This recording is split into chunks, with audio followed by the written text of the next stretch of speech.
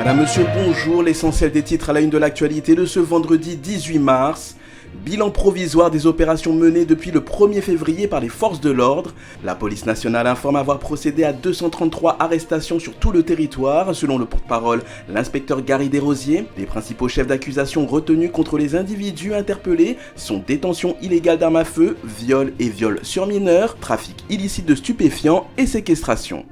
Le barreau de Port-au-Prince persiste et signe pour obtenir la délocalisation du palais de justice du Bicentenaire. Cette fois-ci, un délai de 15 jours dans une résolution votée par l'Assemblée générale des avocats a été imposé au gouvernement. L'insécurité qui s'est installée dans cette région de la capitale reste la principale raison poussant les avocats à forcer la main des autorités.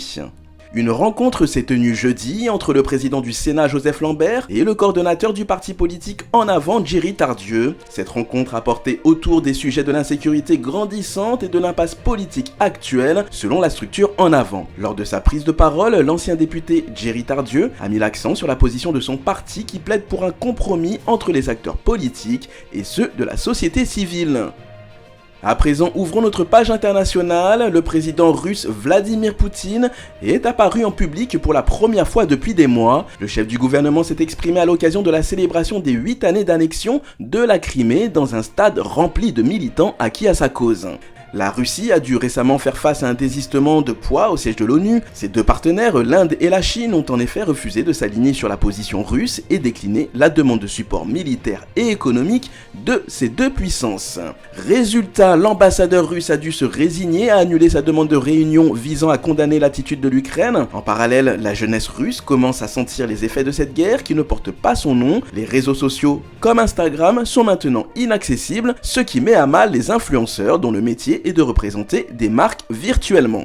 À présent, ouvrons notre page culturelle. La ministre de la Culture, Émilie Prophète, annonce la création, suivie d'une diffusion, d'un calendrier de célébration et commémoration pour cette année. C'est plus de 69 dates qui ont été retenues. La liste tient compte des fêtes nationales, des dates d'anniversaire et ou de décès des personnalités publiques ayant marqué la vie publique dans des secteurs différents en Haïti.